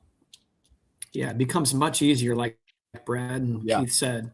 I'll add one more thing too that sometimes people don't think about. This is more of a proactive than a reactive comment, but like he said or Brad said, drying it down, beforehand. But keep this in mind: if you're in an extremely humid climate or wherever you are slinging honey, you can add a lot of moisture to the honey by slinging it in a humid atmosphere. It doesn't matter where it's at, outside, inside, where the humidity is high, more moisture. If your humidity is too high and you don't have fans on it, capped honey will absorb moisture. Yeah. We put it inside of a space, put the dehumidifiers in there, and get the atmosphere very dry. usually around the 35%, but I shoot for 30. But you will actually pull moisture out of the honey as it's slinging as opposed to introducing it. If you were probably top side of, and this is going to be variable, but 50, 60, 70%, you are definitely going to add moisture. The higher the humidity, the more moisture you're going to add to it as it's slinging, because there is so much surface area on those droplets coming out of the comb. You're just adding it to it. So as one tool is to try to do it in a extremely dry atmosphere, whatever that looks like for you. So to be accurate with the numbers, again, this is Sheldon Cooper coming out, is actually 50% relative humidity will equalize at about 18% moisture content in the honey. Now, if you're trying to dry the honey, then go lower, right? Go to 40% or even 30% if you can, and that'll just dry it faster. But watch it, because you don't want to over dry your honey. You're selling it by weight, and you want to sell that water, right? So there's no sense in working hard to make your honey 14%. Yeah, Glade, start adding the cups of water to your honey, for crying out loud. Boost the profitability. And it will. Like Glade, I don't know if it's feasible to add a humidifier to your extracting facility. Bring that up to 40 or 50%. Yeah, we're 50%. We're at 30%, 33% humidity right now, and that's pretty typical for us. Wow. So we don't ever. We never see that. I never worry about too much moisture in my honey. If it's anywhere near to the point where there's even just starting to cap it, take it. If it doesn't shake out of the frame, take it. It'll be well below 18% without even blinking an eye. So I never worry about it. No problem there. I've seen readings here in the 14 range, but that's as dry as I've seen here. Usually it's 16, 17 is dry honey. Next question, with what was it, 21? Is the meter calibrated? Yeah. Great point. Yeah, make sure that's and it has to be temperature same normalized too. Yeah. Yep, the meter in the honey. Yeah, don't take it out of the AC out to outside and expect it to read correctly. That's right. Yeah. I had 14 and a half in the spring off of that autumn olive. It was super dry. It was kind of surprising, but no rain, so we didn't have humidity, high humidity. So it was all capped. So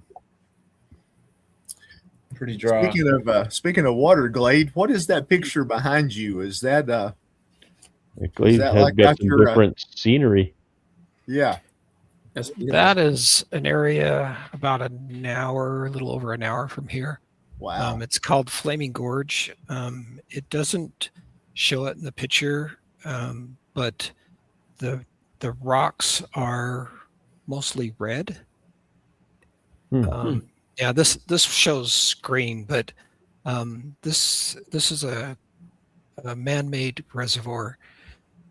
Flaming Gorge Dam is a hydroelectric dam, and the gorge, actually the reservoir extends about, I think it's 51 miles from Utah on up north into Wyoming, and it's this end of the gorge is down closer to the dam, and just gorgeous, just cliffs and red rock and just mountain. It's this meandering gorge that I should post. I'll have to pull out a few other. I'll have to pull out a few other photos of the area. As it gets up into Wyoming, you don't get this deep gorge, but this is the kind of country that I grew up in. This was about 30, 45 minutes away from my home. It's a little further now where I live, but we have a family cabin that's about 15 minutes from here. That's nice. So Have you ever toured those hydro plants, Clay? I in the past they used to let you go down through the hydro plant and clear down out the bottom, and they don't let you do that anymore. Okay. But I know some Thanks a of lot, 9/11. if anybody ever has the opportunity to tour one, tour it. It's amazing. We have one at the lake that's south of us that we go to all the time, Table Rock Lake. It is a hydroelectric dam run by the Corps of Engineers, probably very similar to what Glade's situation is there. And years ago, and that's for most people that don't know, everybody knows where Branson, Missouri is at, or most people. It's a big Never heard of it. Hey, I know that's Joey. Anyway, they years ago, actually, Melissa and I's honeymoon happened to be going to Branson, Missouri, because we saved our money. We bought a house. We didn't spend it on vacationing and things of that nature for quite a long time. But anyway, that was our honeymoon was down there. And one of the things that we had did while we were down there was actually tour the hydroelectric dam, which was amazing. It was really fun. It was very interesting, but they definitely put the kibosh on that when 9/11 happened. It's security risks and all these nonsense things, which I get. I hope at some point in time these sort of things can open back up, because to my knowledge, most of these were all kind of shut down. Who knows what that climate looks like moving forward, but they're definitely very impressive, to say the least. I almost got stuck on the wrong side of the dam one night. A buddy of mine, this river, this reservoir, it's called the Green River that dumps into it, and then what comes out of the dam is still the Green River. But the Green River is a blue ribbon trout hat fishery. So fly fishing is a big deal. Oh yeah. And we'd gone down in the evening. There's brown trout in the river as well, and the browns like to feed at night. And so we'd gone down to the river and walked down the river from the dam about 2 miles, and we just kind of fish our way back up during the night. If you get a night with a little bit of a moon out, oh, it's gorgeous. It's absolutely gorgeous. And we're fishing along, and you can catch some nice 20-inch trout, and if it's 19, you have to throw it back. And we'd got back up to the dam, and we went up the road to go cross the dam and head back to our cabin, and it blocked off the dam because some idiot pulled a semi across there, and the semi broke down on the dam, and they were worried that he was some terrorist trying to blow the dam up, and they had everything all blocked off, and it took a few minutes for them to finally decide, no, it's okay, he's just broke down. But and that would not have been fun, because the trip around the gorge, like I say, it's 51 miles, and there's no other bridge, so we would have had to drive all the way into Rock Springs, Wyoming, come over the other side of the gorge and come back down. It probably would take at least 2 hours to traverse the whole thing to get back to just to the other side of the dam. Wow. I'm like, yeah, I'm not driving that at night. That picture is absolutely breathtaking, though. That's amazing. The steep hillsides that roll into that gorge. I think JW and I would absolutely love to get a wake boat out there, and him and I do some wake surfing straight down that gorge. That would be his first thing he'd want to do, I'm certain. I worked for the I'm being sarcastic. the Department of Natural Resources one summer, and we patrolled. Part of our area was to patrol this gorge. I worked with the law enforcement, the rangers, and I was just peon. but part of our area was to patrol the gorge, and they had a really nice boat, and it's just absolutely gorgeous to go up that gorge. My little corner of Utah is one of those places that is one of the Utah's best kept secrets. I mean, everybody hears about Zion's and Bryce Canyon and Arches National Park, and they're gorgeous down there. They are. But there's some areas of Utah that most people don't see, and my little corner of Utah is one of those that there's some breathtaking views from. I'll have to start digging up some different pictures, and I'll change my scenery next time. So I think what I'm hearing is we're going to do a little field trip to Glades area. That's what I heard out of all that conversation. We're going to Glades area for a field trip. So Yeah. thank you, Glade. Come on over. Yeah. And trout fish. Trout fish. There you go. Yeah. Fish, because I was going to ask what kind of fish was Trout. The Yeah. lake has lake trout in it, and some big Mackinaws. Wow. Hey, Keith, you got somebody still wanting to come in? No, not right now. I don't think. If he wants to come back in, I can back out. We're going to shut her down here in just a minute. So I was trying Anyway. to. I Nice. just saw that private chat. Kevin sent me this. I can't see it. What do you think? Walk up to random people and ask them if they mark virgins. Oh, okay. Somebody already did it. I don't know where you got that at, Kevin Clancy. A I little can't AI. see it. Maybe. That was quick.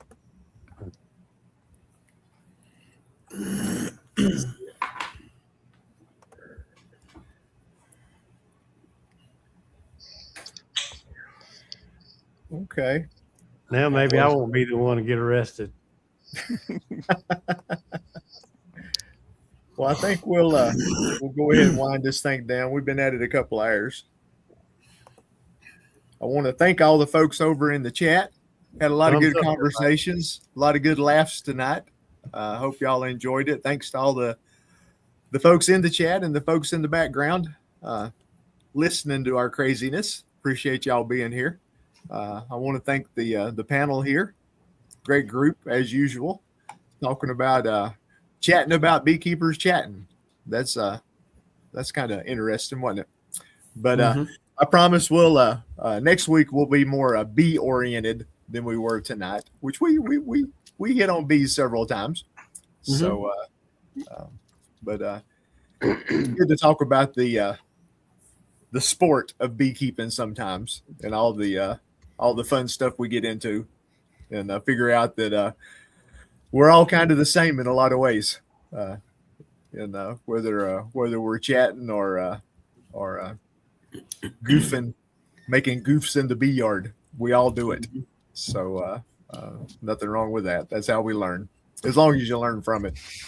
But yeah, with that, we'll back this thing down. I promise we'll do it again next Thursday, and I'll try to have us another interesting topic. Appreciate everybody being in here, and we shall see y'all later. Night, everybody. All right.